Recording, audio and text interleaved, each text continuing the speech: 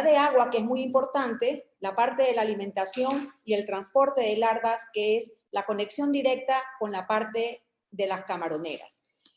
Bajo este enfoque, si nosotros hacemos lo que es la prevalencia patológica, ¿qué es lo que nosotros debemos puntualizar?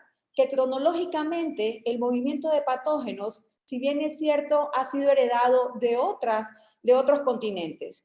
Tanto los virales como los bacterianos, que en la actualidad está afectando mucho el MS, ¿verdad? No solamente en este lugar, sino en otros países, tiene una cronología que me va a permitir preguntarme qué es lo que pasa, cómo migraron, por qué migraron.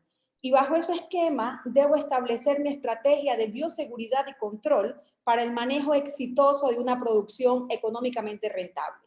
Es así que la mayoría de patologías que nosotros hemos tenido en nuestras producciones han sido de alguna u otra manera heredados de otros continentes. Orgullosamente Ecuador, digo eso porque es nuestro, el síndrome de Taura es el único que ha impactado a otros países por el tránsito de reproductores que tenemos muy buena línea en base a lo que es el rigor híbrido y a la disminución en la consanguinidad.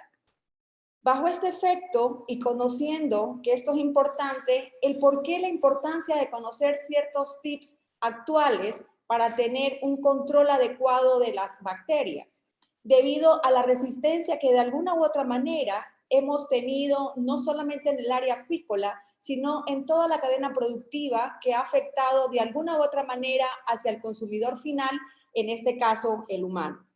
Si lo relacionamos con el área de producción acuícola, en la zona monitoreada, en la zona de Mar Bravo específicamente, se vieron algunas resistencias años atrás, lo que indujo que el Ecuador sea calificado como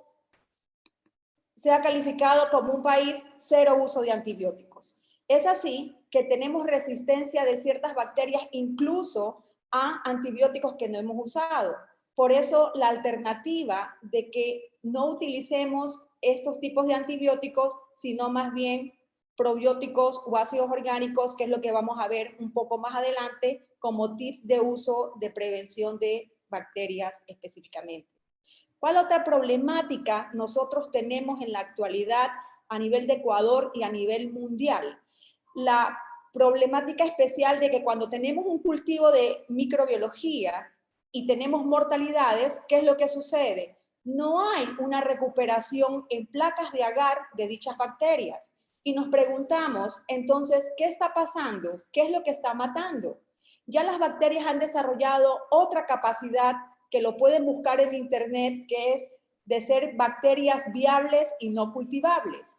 Esto ha llevado a que tengamos que trabajar en otro tipo de estrategias y metodologías enfocada a lo que es la parte molecular o en otros tipos de herramientas como las metagenómicas para poder cortar la comunicación que hacen que estas bacterias se vuelvan cada vez más patogénicas.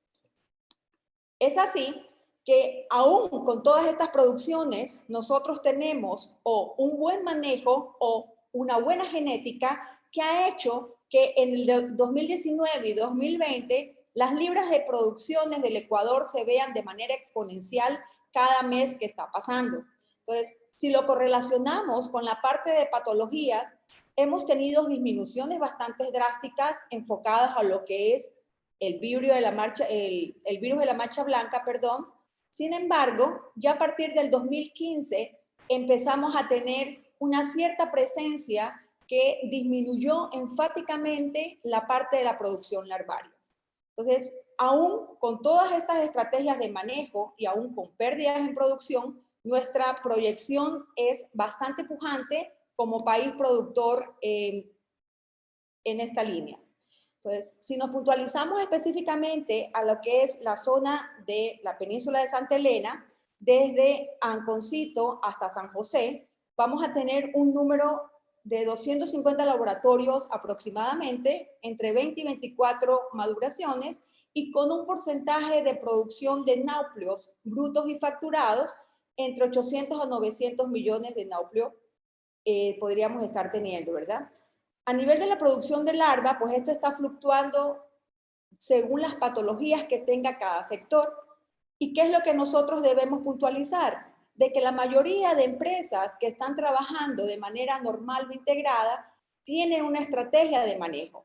La correcta o no es lo que nos da unos resultados totalmente exitosos. Bajo estas condiciones, ¿qué pasó durante el 2020? Para dos grupos de maduraciones que voy a presentar, ¿qué pasa cuando tenemos una producción sostenida a nivel de náuplios, pero la parte de producción de larvas se ve un poco disminuida por patologías bacterianas?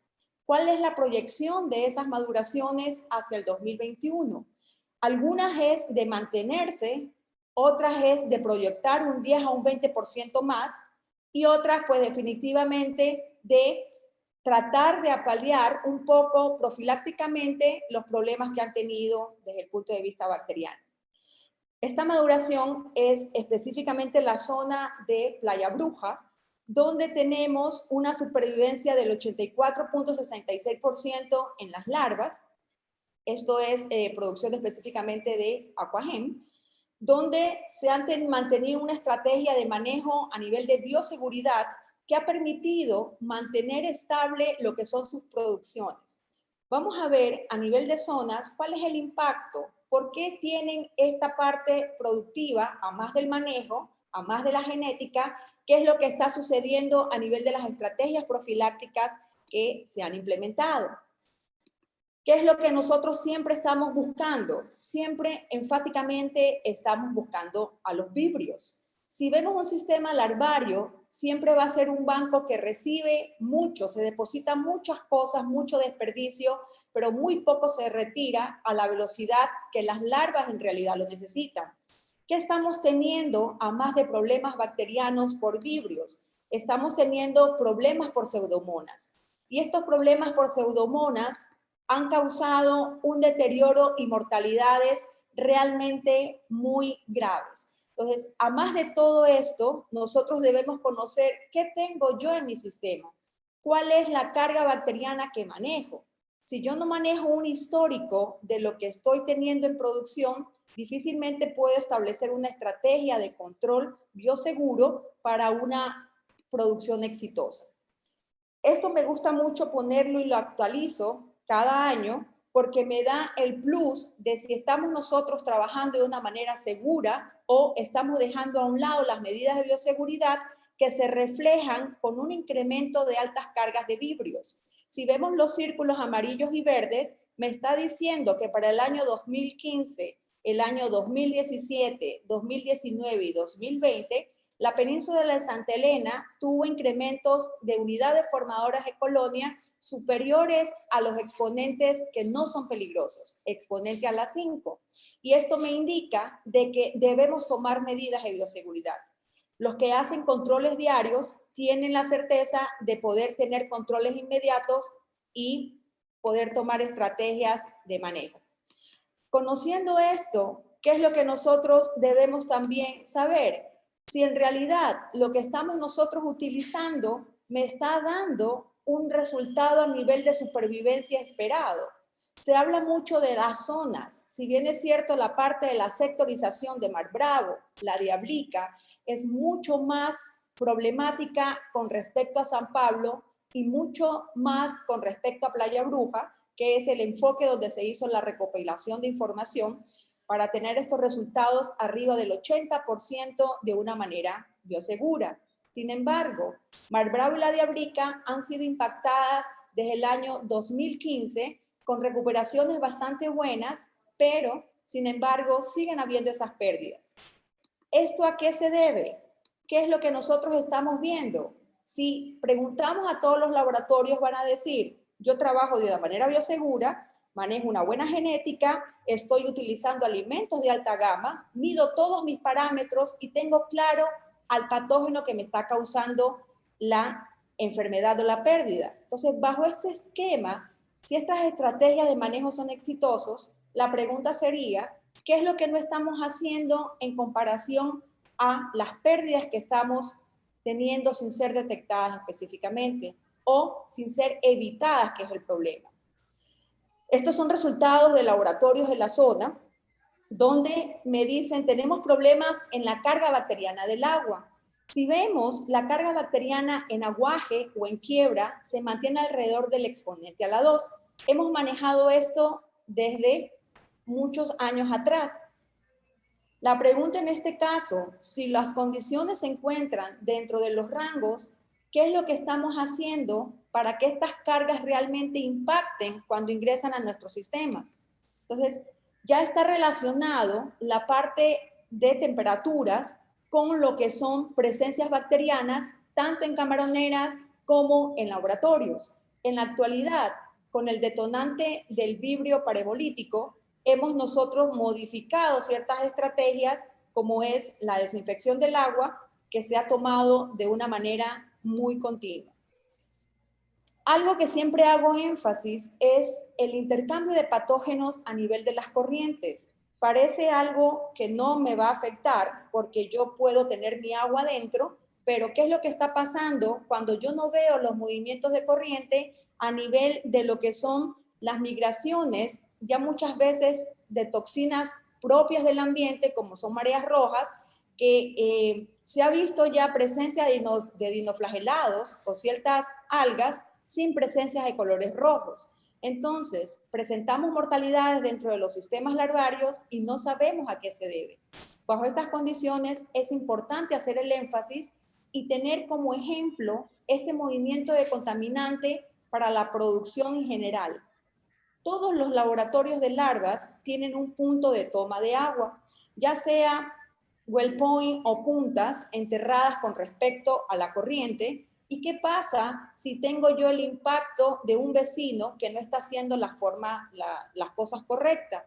¿Qué es lo que va a suceder? Si vemos este ejemplo de la distancia en las corrientes del laboratorio A con el laboratorio B, ¿qué es lo que me indica? Utilizando una fórmula básica, ¿verdad? Nosotros vemos que tengo 3 minutos para que pueda tener el impacto con respecto al otro. Esta información me va a decir de que hay una modificación de carga bacteriana. ¿Y esto para qué me va a ayudar? Para saber en qué momento puedo bombear, para saber cuál es la carga bacteriana que yo tengo y cuáles son los tratamientos profilácticos que nosotros estamos teniendo. Estas tablas me indican, en la parte inferior, están disponibles por el INOCAR, son estudios locales, del 2015 la última, donde me puede manifestar cómo tengo yo mi impacto de marea.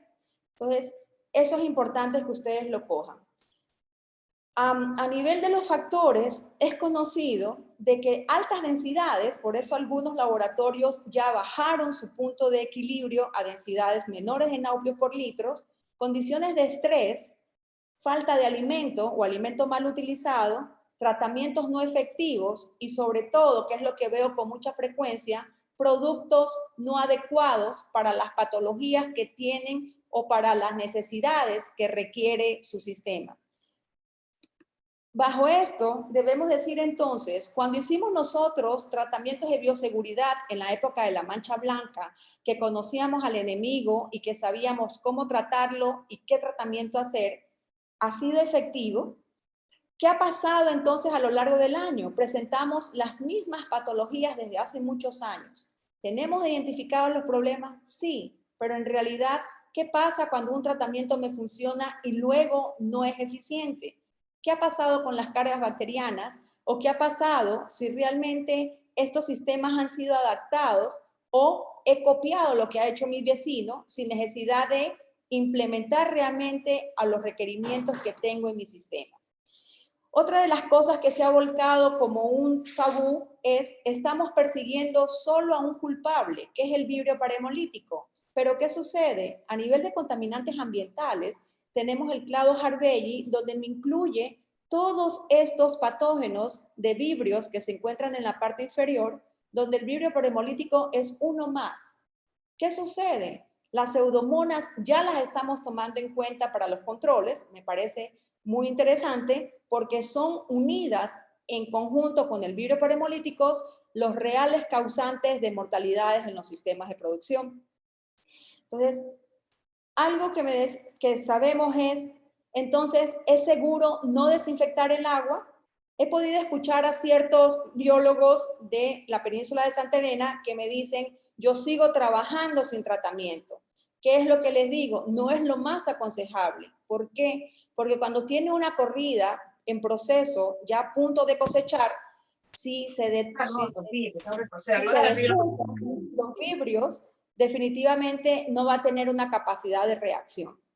Y mucho más, si trabaja con transferencias, esto va a estar incrementando las posibilidades de pérdidas y mortalidades.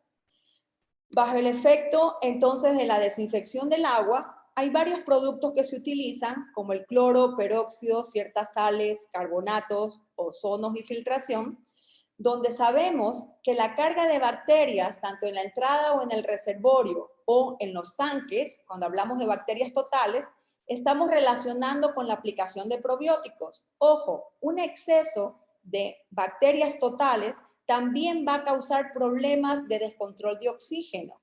Entonces, debemos nosotros tener monitoreado no solamente la entrada del agua, sino la carga de bacterias totales en el tanque y poder diferenciar si estas en realidad se encuentran en exponentes inferiores a la 1 cuando se encuentra entrando, para decir, realmente desinfecté. Si el agua tiene exponente a la 2 de manera natural en el mar y sigo manteniendo exponente a la 2 en mi reservorio, no estoy desinfectando. Entonces, es muy importante tener los controles. A nivel de los tratamientos de la agricultura, se debe desinfectar, pues, todo el sistema en sí. Quienes no tratan el agua, pregunto, ¿su éxito es constante? He podido ver pérdidas masivas ya a punto de cosechar. Entonces, ¿qué es lo que se sugiere? Los kits de desinfección sería emplear lo que hemos utilizado antiguamente.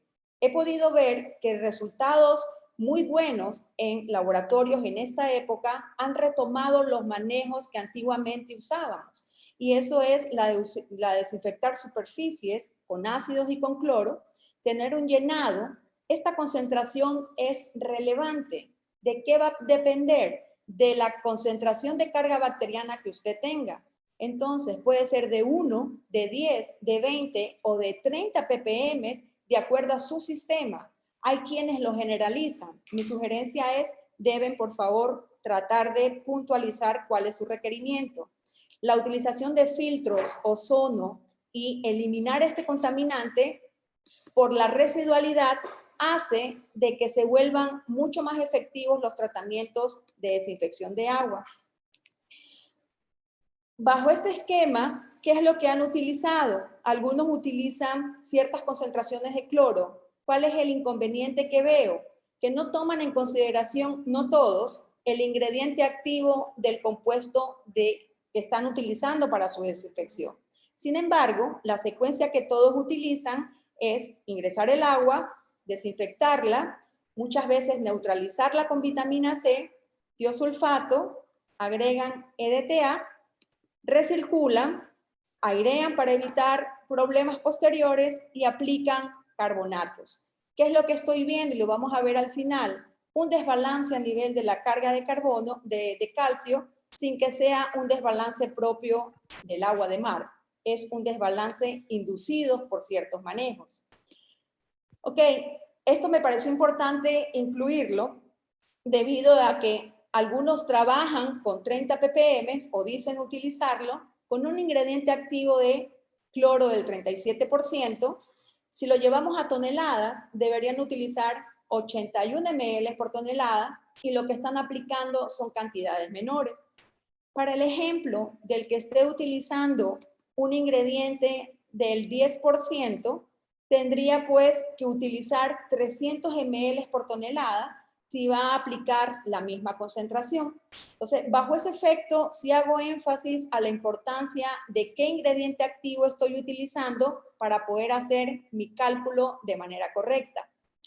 Existen otros desinfectantes, como el peróxido de hidrógeno, donde hay que aclarar, al no ser selectivo, se debe de verificar la carga total de vibrios. ¿Por qué? Porque mata lo bueno y lo malo. ¿Y qué es lo que debo también puntualizar? Que no tenga nada de vibrios. Totalmente cero o una disminución mínima de un 2% para poder tener la reducción. En estos ejemplos se puede ver una eliminación de ciertos vibrios verdes, incluso vibrios prehemolíticos y pseudomonas en el lado derecho, donde se ve pues la efectividad de estos productos en la desinfección del agua. ¿Qué pasa con la desinfección de cal u otras sales? He puntualizado la comparación de dos productos. El de la izquierda es un producto de sales y el otro es un producto de P24. ¿Qué pasa en la agricultura cuando agregamos P24 al tanque? Tapamos las branquias y matamos los animales porque no pueden coger oxígeno. Entonces, ¿qué sucede? Cuando hay un producto químico que es una concentración adecuada, sucede lo que estamos viendo a la izquierda, la línea roja del conteo con el producto, no se ve un incremento, como sí sucede cuando aplicamos P24 para controlar cargas bacterianas. Se empieza a duplicar muchas veces las concentraciones. Entonces, ¿qué es lo que debemos nosotros puntualizar? La dosificación en base a la carga bacteriana que se tiene. Cuando hablamos de la utilización en maduración de ciertos filtros, ¿cuál es la problemática? Cuando no tenemos la capacidad de poder eliminar el sustrato de estos filtros de una manera adecuada, vamos a permitir el depósito de ciertas bacterias, incluso si utilizamos ciertas nitrosomonas, si no hacemos una adecuada desinfección de estos filtros, de estos sistemas de filtración, vamos a tener una selectividad y un posicionamiento de estas bacterias patógenas en los sistemas que nosotros hayamos empleado en el sistema de producción. ¿Qué es lo que sí se ha visto y se ha demostrado que es efectivo? El almacenar el agua, el tratarla y trabajarla como un agua madura. Se ha visto que a los 7 días ha habido una eliminación completa de vibrios, con o sin tratamientos. ¿Por qué? Porque perdemos los sustratos o nutrientes que necesitan los vibrios para poder causar un problema ambiental. Por eso el éxito de tener aguas maduras dentro de los sistemas de la agricultura y maduración han dado unos resultados bastante exitosos. Otros tipos de tratamientos a nivel de eclosión y desove deben ser considerados para un futuro eclosión y evitar problemas de muda en nauplio. Cuando utilizamos un exceso de químicos o un exceso de productos carbonatados, podemos tener problemas de muda sin necesidad de que sean problemas bacterianos. Entonces, tenemos que tener la capacidad de poder separarlo y ver cómo esa desinfección se puede realizar. Ok, hablando de esta desinfección de náuplios, hay algo que se debe tomar en consideración. Siempre hago énfasis a las mareas. ¿Por qué?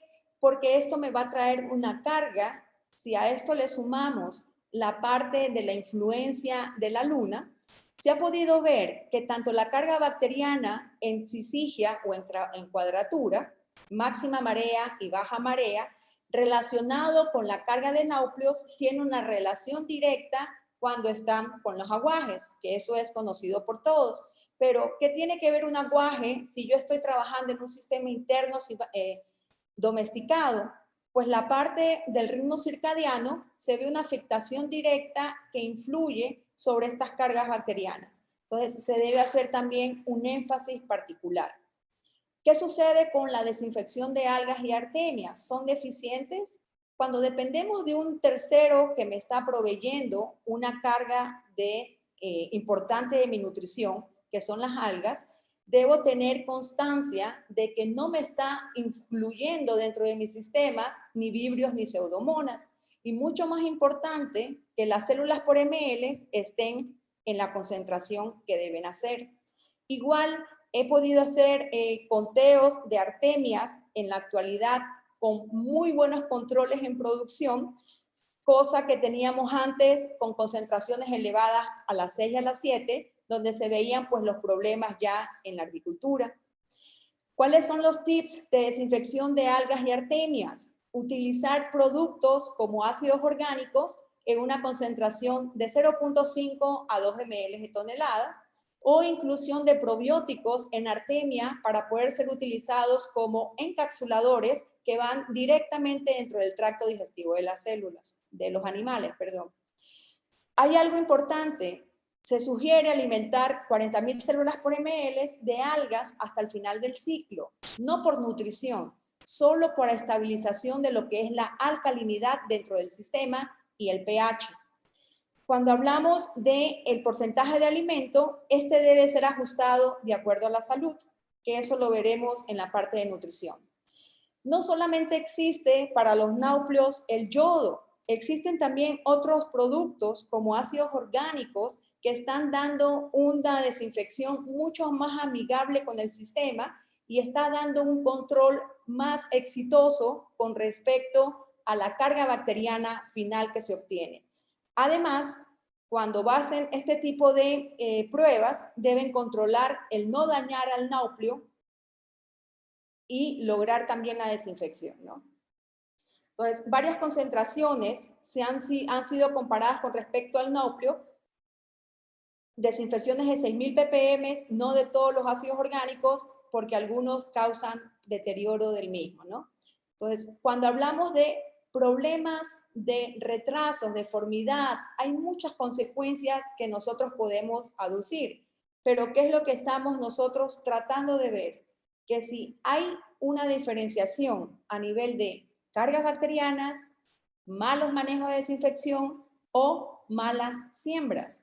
Muchas veces la residualidad de cloro en un sistema puede deteriorar la calidad del nauplio y producir mortalidades inmediatas. Se debe tomar eso en consideración. A nivel de los metales pesados, lo pongo, pero las cargas de metales en todo el perfil ecuatoriano es muy alto. Hemos sido capaces de producir con esto, entonces no lo veo como un problema general. Continuando, a nivel de los diagnósticos microbianos, he podido ver realmente las diluciones empleadas son las correctas, la cantidad de la muestra es la adecuada, los volúmenes de siembra, los agares y la interpretación de resultados son correctos. He podido ver ciertas cosas que sugiero sean modificadas.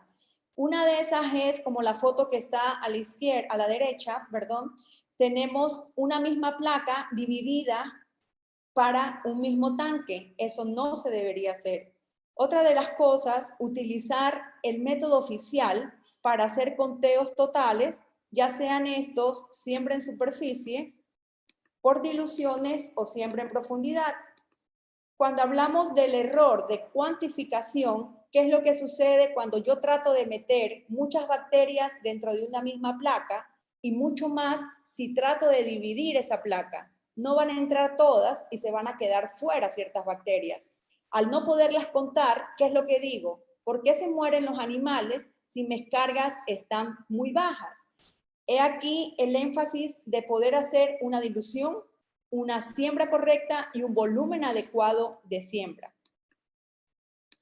Entonces, sea cual fuera que eligieran, si es siembra en profundidad o siembra en superficie, deben tener cuantificaciones adecuadas. Ok, ¿qué sucede? Estos son resultados de un laboratorio de producción. Hacemos mucho énfasis a la aplicación de probióticos, está muy bien, pero cuando yo aplico un probióticos, como está en la parte izquierda, con esporas, la concentración de vibrios totales debe ser disminuido. Nuestro punto de peligro es exponente a la 4. Yo ya debo tomar estrategias profilácticas. Y cuando hago una cuantificación, debo hacerlo en base al gramo, ¿verdad? Entonces, vibrios con exponente a la 4, yo ya debo hacer un tratamiento. Bacterias totales con exponente a la 8, estoy fuera del rango. Exponente a la 6 es lo adecuado. Pseudomonas con exponente a la 2, debo tomar medidas de manejo. Bajo este esquema, podemos nosotros tener controles por gramo para poder compararnos entre todos los sistemas de producción. Para el caso de la profilaxis, ¿qué es lo que me hablan a nivel mundial? Hablamos de lo que es el vibrio. Siempre hablamos del causante de mortalidades en otros países y algunos pues han puesto a perseguirlo en nuestro país cuando lo hemos tenido desde el año 1989 con el síndrome de la gaviota. En la actualidad ha sido capaz ese vibrio de poder producir algún tipo de toxina para defenderse y mantenerse vivo en contra de todo lo que usamos para desaparecerlo. Pero ¿qué es lo importante que se rescata del último taller de la FAO? Que se deben utilizar medidas para evitar estos riesgos con productos profilácticos como los probióticos en general, ¿no? Entonces, cuando hablamos de esto, ¿qué es lo que debo tomar entonces como profilaxis? Primero, tener una desinfección antes de que ponga el nauplio en el tanque. Es decir, si yo siembro nauplio 4, debo poner todo mi profiláctico probióticos, agua desinfectada, para cuando el nauplio abra la boca en nauplio 5, poder tener una colonización de todo lo bueno que he podido colocar para recibir a ese nauplio. Debemos nosotros tener una baja carga de materia orgánica a la medida que vamos nosotros trabajando y sobre todo tener inmunoestimulantes. La parte estresante es al día a día muy notoria, aunque muchas veces no la podamos detectar. ¿Qué es lo que se ha hecho a nivel de laboratorios de larvas? Se utilizan para todos los estadios una o dos bacterias. ¿Qué es lo que debemos puntualizar? El mecanismo de acción de la profilaxis que vamos a requerir. Primero, si quiero combatir vibrios, que sea realmente antagónica contra vibrios. Segundo, si tengo mucho exceso de materia orgánica, que sea un biorremediador eficiente que me limpie la columna. Luego, si nosotros vamos a tener mayor procesos de acuerdo a enfermedad que el animal no come, debemos cambiar la estrategia y utilizar ciertas enzimas que son mucho más rápidos de degradar que un probiótico. Entonces, las concentraciones en ppm es una guía. ¿Quién me va a indicar qué concentración utilizar? La salud del animal. Y esta salud del animal específicamente la debo controlar como se lo debe hacer y se lo está haciendo, observando al animal cada 2 horas. Entonces, bajo esto, ¿qué es lo que nosotros debemos tener? Ciertos protocolos en los que utilizan un número muy alto de bacterias. ¿Qué sucede cuando yo aplico una mezcla de cócteles bacterianos que son fabricados independientemente? Puedo inhibir el efecto probiótico que tenga cada uno de ellos y en lugar de beneficiarme, estoy perjudicando mi sistema. Es así que se recomienda utilizar por cada estadio no más de 2 bacterias probióticas y entre cada estadio hacer cambios de bacterias. ¿Por qué? Porque se ha podido establecer con la rutina de que hay ciertas marcas comerciales que no pueden salir de los primeros estadios de Nauplio a Zoea y hay otras que pueden trabajar a partir de misis y otras en poslarva. Entonces, cada laboratorio debe tener su mezcla de bacterias bioseguras para poder ser implementado. A esto, la incorporación de uso de ciertos fitobióticos y ácidos orgánicos de manera alternada. Primero, mi profilaxis con ácidos orgánicos o aceites esenciales. 2 horas después, mi probiótico. El número de veces que sea recomendado según mi sistema. Ok, entonces cuando hablamos de esto, siempre debemos considerar qué es lo que estoy necesitando y si en realidad el agua que estoy teniendo en mi sistema necesita ser biodegradada o no. ¿Cuál es la recomendación? El probiótico debe ser utilizado de manera directa. Debe conocerse para qué funciona y no deben confundir, que esto es muy común observar, estoy poniendo este probiótico y el animal se me muere, el producto no sirve. Pues, sorpresa, había sido un biorremediador. Los repiques con exceso de melaza proporcionan carbono también para patógenos. En lo personal, no recomiendo repiques para la larvicultura. Es un arma de doble filo que no deberían utilizar. El uso de ácidos orgánicos, hay quienes no están muy familiarizados, pero a nivel de limpieza, cuando están los tanques en producción, son muy efectivos.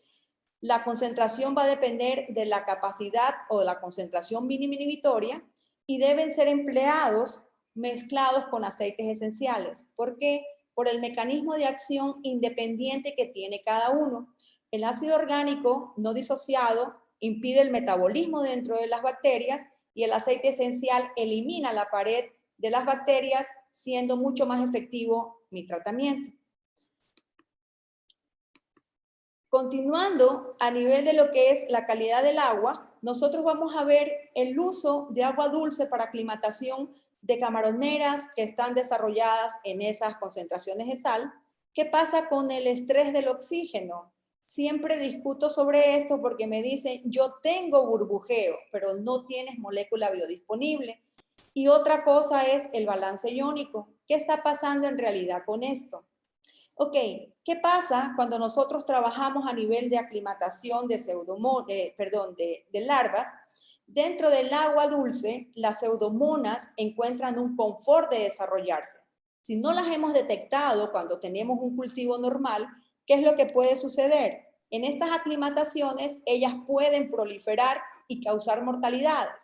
¿Qué es lo que se aconseja? Monitorear, como se dijo, virus y pseudomonas y sobre todo trabajar ya con procesos que ustedes no dependan de tanqueros de agua que vengan a incorporar contaminaciones dentro de un sistema que usted ha desinfectado de manera correcta y lo ha trabajado muy bien. Los equipos de ósmosis inversa han dado muy buenos resultados a quienes lo han incrementado dentro de sus sistemas de producción para disminuir el posible impacto de contaminantes externos. Entonces, lo que se puede es utilizar e implementar para disminuir este tipo de problemas. Otro problema que se ha visto es cuando se hacen monitoreos a nivel de plaqueos, tanto de TCBS como de Cromagar, nos dejamos llevar mucho por la tendencia del vibrio parahemolítico. ¿Qué es lo que se pudo evidenciar en una empresa en Mar Bravo en el 2017? Que aún teniendo la presencia del vibrio parahemolítico detectado por PCR, presentó toxina únicamente cuando hubo un condicionante de estrés. Y este condicionante de estrés fue un corte del blower, no hubo oxígeno, se tomó la muestra y curiosamente salió detectada una bacteria. Entonces, ¿qué es lo que debemos nosotros pensar? Que en la agricultura trabajamos con una temperatura elevada, donde el oxígeno va a ser menos biodisponible o muy difícil de transmitirse. Y la otra, la distancia y altura con la que nuestros blowers están trabajando. Entonces, ¿qué es lo que yo veo? En algunos casos, laboratorios que han crecido de manera improvisada, donde me fue bien, empecé a crecer y han dejado de fuera los problemas de difusión de oxígeno. Por eso es tan importante que en la actualidad, dentro de las rutinas de manejo, todos los laboratorios, de alguna u otra manera, en la noche, inyectan oxígeno directo en los tanques, lo que me está confirmando de que realmente existe un problema de difusión de oxígeno que no solamente conlleva a mortalidades, a incremento de bacterias, sino a algo que no tomamos en consideración, que es la disparidad de talla. Esta disparidad de talla se detecta no solamente en laboratorio de larvas, sino también en camaroneras de producción. Entrando a lo que es el balance iónico, ¿qué es lo que sucede? Siempre vemos calcio, potasio y magnesio. Son constituyentes específicos de los sistemas fisiológicos de los animales. Esto, ¿qué es lo que me dice en la parte de la literatura? Que todos los mares de cualquier lugar o cualquier estudio que hagamos tienen una composición exacta, no varían. Pero ¿qué es lo que sucede cuando vemos en la parte derecha ciertos análisis realizados en algunos laboratorios donde hay una diferencia en calcio? ¿Qué está pasando? ¿Estamos agregando? ¿Es realmente el mar? ¿O qué es lo que está sucediendo? La parte inferior, si comparamos la muestra 1 y la muestra 2, esto es un laboratorio de San Pablo, tenemos una diferencia en las líneas rojas del valor que debería tener para esas condiciones. Entonces, cuando yo veo las condiciones de magnesio elevada, hay quienes dicen, debo poner calcio y potasio. Pero, ¿qué es lo que me está indicando? Tengo una alta carga de productividad primaria, en este caso algas, que pudieron haber sido incorporadas. Entonces, también se ha visto que los desbalances a nivel de estos iones están directamente relacionados con problemas de aclimatación. Se sugiere como estrategia hacer aclimataciones paulatinas cuando van a tener menos de 5 partes o 5 partes. ¿Por qué? Porque curiosamente estas mediciones que no están relacionadas con lo que me dice la concentración del mar fueron en larvas de tanques aclimatados. Entonces hago un énfasis específico de esto, ¿no? Ok, ¿cuáles son las recomendaciones? Filtrar todas las muestras antes de la medición. He podido ver mediciones sin filtrar, verificar que no hayan aplicado ningún compuesto que afecte esta medición, porque si no va a trastocar todo su manejo. Utilizar diluciones dependiendo de la muestra. Conocer la salinidad de la muestra para saber qué es lo que usted está obteniendo como resultado, si es bueno o no. Emplear agua desionizada. Y el efecto de la dilución definitivamente va a modificar los iones que usted está obteniendo. Otro problema que se ha detectado que es silencioso se conoce como el amonio. Hay quienes no utilizan mediciones de amonio y menos de nitrito. ¿Qué es lo que me está indicando? De que mi sistema está tan cargado que los productos biorremediadores que estoy utilizando no son eficientes. No porque no sirvan, porque la dosis o la frecuencia que estoy empleando no ha sido la adecuada. Entonces, bajo estas condiciones, se sugiere monitorear tanto amonio como nitrito.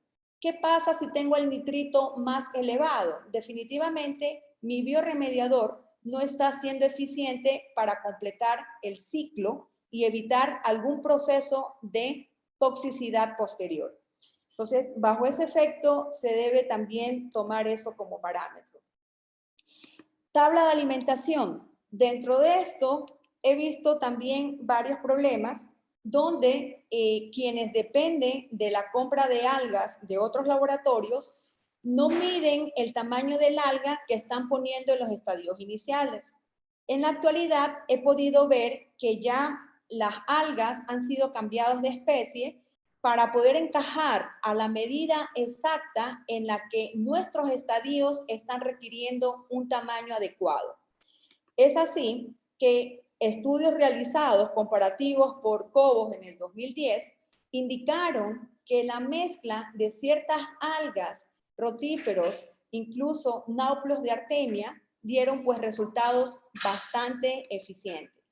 Y a considerar como importante qué pasa con la alimentación durante las enfermedades. Hay quienes no disminuyen la dosis de alimentación o hay otros que siembran mucho y están subalimentando. Entonces, se debe considerar, uno, cuando el animal enferma, chequearlo, disminuir la tasa de la aplicación, porque las tablas son simplemente una guía en base a la biomasa o número de larvas que ustedes están teniendo. Importante, no moler los alimentos. Si están teniendo un exceso de degradación, utilizar enzimas o productos que aceleren esta biodegradación para evitar mortalidades por bacterias. Entonces, como les decía, las tablas de alimentación son una guía, es el animal que demanda su requerimiento como tal y puede acontecer problemas de hongos, que en algunos casos vemos fondos de tanques rosados, no son necesariamente pseudomonas, sino problemas de ciertos hongos causados por el desperdicio de estos alimentos.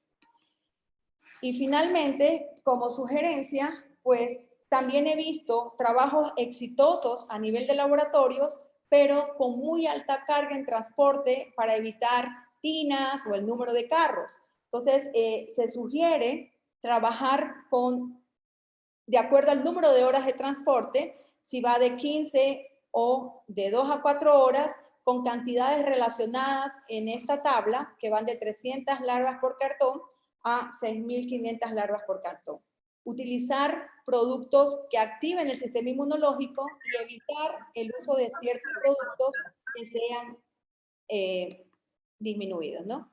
Y como recomendaciones finales, implementar indudablemente las medidas de bioseguridad a nivel de uso de ciertos productos que puedan eliminar las cargas bacterianas iniciales. Reducir las altas cargas a nivel de todo lo que nosotros utilizamos en el sistema, verificar cada 2 horas los animales, ver también los movimientos de corrientes para poder saber en qué momento bombear. ¿Por qué? Porque si su vecino tuvo una pérdida, usted debe calcular, no tomar lo que él botó, implementar un número de reservorios que pueda asegurar un abastecimiento del agua para trabajar con aguas maduras, que le va a asegurar control total de los vibrios. A nivel de parámetros químicos, se debe pues enfatizar qué es lo que usted va a medir y si realmente lo está midiendo de una manera correcta, y verificar, por favor, la oxigenación dentro de sus sistemas. La termodinámica y la hidráulica es muy importante para esto. ¿Ok? Eso es lo que tenía para ustedes el día de hoy. Listo, muchísimas gracias, Sonia. Sí, muchísimas gracias, Sonia, por su intervención y compartir con nosotros esta información tan valiosa en esta capacitación organizada por Aquagen. En minutos iniciaremos con la ronda de preguntas. Les pedimos y les recordamos que pueden dejar sus preguntas en el chat para luego ir contestando. Ahora, en este momento, va a aparecer en sus pantallas una encuesta. Les va a tomar pocos minutos para que ustedes, por favor, hagan la respuesta debida. Y eso va a ser muy importante porque así nos ayuda a continuar ofreciendo eventos de su interés. Así que les pedimos que tomen unos minutitos. Son solo 3 preguntas. Las voy a ir igual mencionando. La primera es, ¿desde dónde nos están viendo? Ecuador, Centroamérica, Sudamérica, Europa u otros. La segunda, ¿trabaja actualmente en la industria del camarón? ¿Sí o no? Y la tercera es, si respondió sí, indicar en qué área, sea técnico acuicultor, administrativa, comercial, o en el caso de que sea en otra industria, pues sería no aplica. Les pedimos unos minutitos, por favor.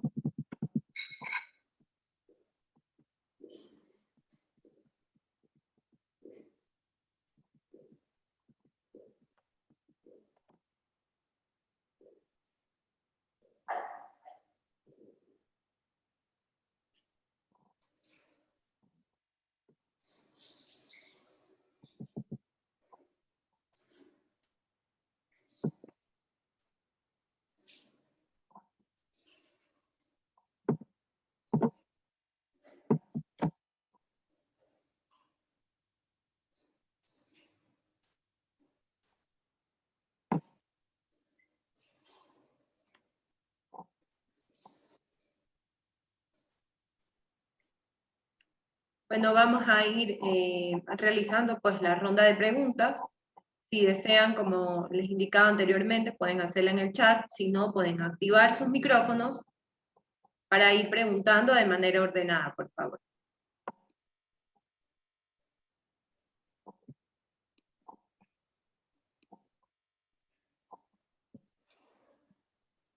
Bueno, aquí tenemos una pregunta, Sonia, donde indican, ¿sabe a qué se deben las larvas azuladas en sala de aclimatación? Las larvas azuladas, tanto en laboratorios como en camaroneras, muchas veces también podemos relacionar esta coloración a nivel del telson, de los urópodos, es netamente relacionado con estrés. Debe haber algún factor estresante que está condicionando esto. Hay quienes han hecho siembras en agar para pseudomonas y han tenido también un aislamiento de crecimiento de bacterias. Una bacteria puede dar una manifestación de color, pero para el caso puntual de estas coloraciones verduzcas está relacionado por investigadores de inmunología con estrés. Stewart pregunta, ¿cuál es la carga sugerida de oxígeno por tanque en su estudio? Normalmente, cuando nosotros hacemos una medición con el electrodo, como tenemos burbujeo, aunque esté estabilizado, usted va a leer de 6 a 8 miligramos por litro. Pero ¿qué es lo que sucede? Cuando usted apaga los blowers, trate de medir realmente cuál es el oxígeno que tiene y va a tener de 3 a 4 miligramos por litro. ¿Y qué es lo que está sucediendo? Si no tenemos una micropartícula de la burbuja, esa transmisión de oxígeno sumado a la temperatura elevada que utilizamos va a ser menor. Me refiero a la molécula bioquímicamente disponible, al oxígeno como tal. Entonces, siempre decimos el óptimo está entre 6 a 8, pero ¿realmente tengo entre 6 a 8 con la medición del equipo? Sí, dicen, me sale esa medición. Pero ¿qué es lo que sucede cuando apague? Curiosamente me pasó eso en un seguimiento en la noche en un laboratorio, se fue la luz y corrimos con tres equipos en cada extremo y en la mitad del tanque, y se pudo ver que a medida que iba bajando el oxígeno a lo largo de la tubería que se encuentra en el fondo, iba disminuyendo paulatinamente la oxigenación. Entonces, mi sugerencia es que esté siempre arriba de 6 y 8 en ese rango, pero traten de medir el oxígeno como tal. Y siempre recomiendo inyecten oxígeno directo en la noche, que es donde hay mayor problema por la sobrecarga que hemos puesto durante todo el día o donde hay menos atención en las guardias. Jaime pregunta, ¿por qué se deforman los náucleos en el paso a SOEA 1 quemándose la cola? Ya, normalmente cuando nosotros tenemos ese tipo de deformación puede haber sido algún exceso de químico o falta de algún elemento iónico. Cuando hacemos este tipo de desoves, he podido ver algunas maduraciones, no todas, que están incrementando o disminuyendo la concentración, perdón, aumentando la concentración de calcio para acelerar la muda. Entonces, ¿qué es lo que digo? Esta deformación puede deberse a un desbalance provocado por algún producto incluido, una desinfección muy fuerte o carga bacteriana que impide que el animal pueda mudar. Esas son las tres posibles causas que podría yo sugerir.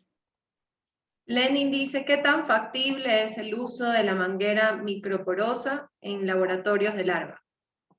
La manguera microporosa a nivel de laboratorio de larvas, si bien es cierto, da una micropartícula y una oxigenación exacta, excelente, de la molécula de oxígeno que hablamos, va a producir mucha proteína muerta, va a producir mucha espuma o desnaturalización alrededor del tanque que va a dar un sustrato muy apropiado para bacterias. Si no actúo de una manera muy rápida, el burbujeo excesivo de estas, por lo menos de algunas, no todas las marcas, me va a producir esta ruptura de todo lo que se encuentra en mi columna de agua y me va a producir problemas de bacterias. Entonces, debe tener no totalmente el tanque con estas mangueras microporosas. Mi sugerencia sería alternarlas, poner pequeños sectores con estas mangueras para mantener una disponibilidad de la molécula de oxígeno y evitar que un exceso de estas mangueras me pueda producir estas burbujas en los extremos de los tanques, que no es otra cosa que la desnaturalización de ciertas algas muertas que sirvan de sustrato y problemas posteriores. Entonces sería el mix, ¿no? Catherine dice, ¿qué medidas de control deberían haber en caso de desviaciones de resultados de análisis de metales pesados? Cuando habla de metales pesados, ¿a qué se refiere? Cuando hablo yo de altos metales pesados, específicamente me refiero a cadmio, plomo y mercurio, que son los que monitorean los reguladores ambientales o gubernamentales, como es la Subsecretaría de Acuacultura o el INP, ¿verdad? Son los tres parámetros para poder tener operativo un lugar que debe tener como monitoreo. Entonces, debería especificar en la pregunta si se refiere a esos o está incluyendo otro parámetro que están considerando como el hierro, que en algunos casos veo que lo consideran. Debería puntualizar qué metales pesados específicamente es. Y bueno, tenemos otra pregunta más de Luis Alberto que dice, cuando el TAN me da 7, ¿qué debo hacer con él? Cuando hablamos de mediciones de nitrógenos totales, ¿a eso se refiere? La pregunta puede contestar por el chat, que tengo activado el chat. Cuando tenemos el TAN, ¿A eso se refiere? No veo las preguntas. Sí, se refiere a eso, está indicando que sí. Ya, entonces cuando estamos hablando nosotros de un TAN 7, ¿qué es lo que yo debo tener al lado? pH. Yo no puedo tener condiciones de un nitrógeno total si no sé a qué pH se tiene.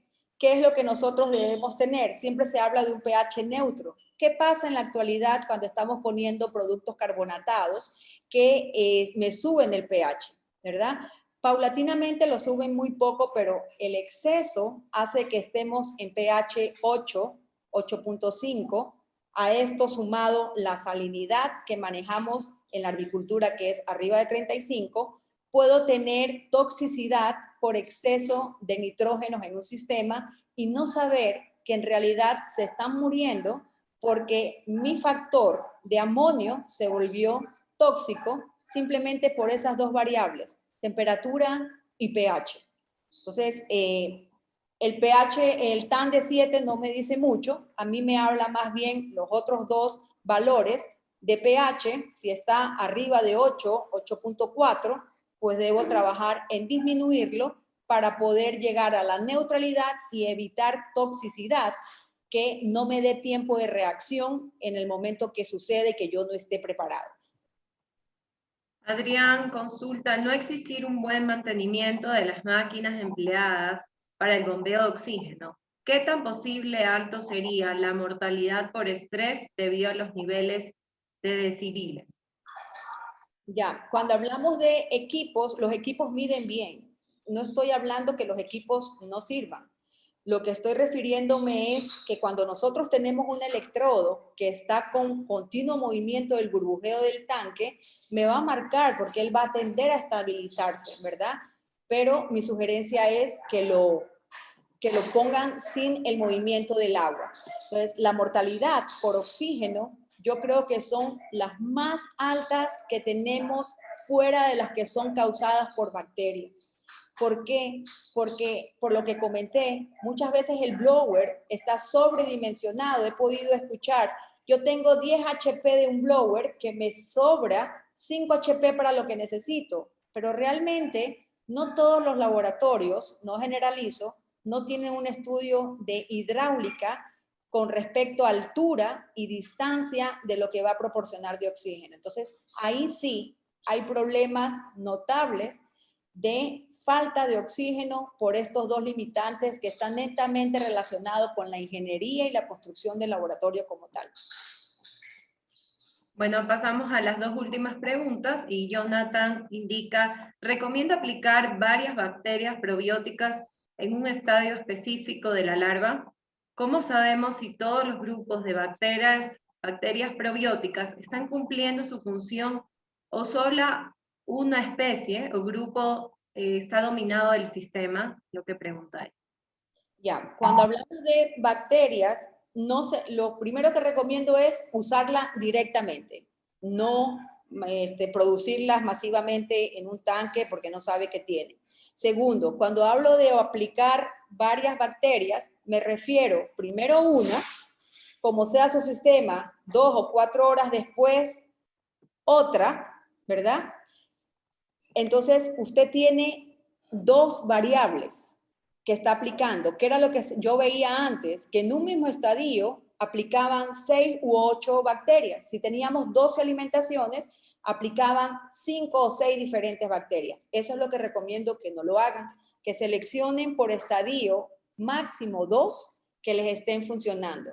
¿Cómo sé si los grupos de bacterias probióticas están cumpliendo su función? Una, la etiqueta, ¿verdad? Dice el papel aguanta todo, pero me dice los géneros bacterianos que está implicando ese producto y deben demostrarme mediante medición que realmente es antagónica contra vibrios o realmente biodegrada. Entonces, curiosamente he podido ver personas que utilizan una bacteria para salud y es un berramedador, las larvas se mueren y dicen el producto no sirve.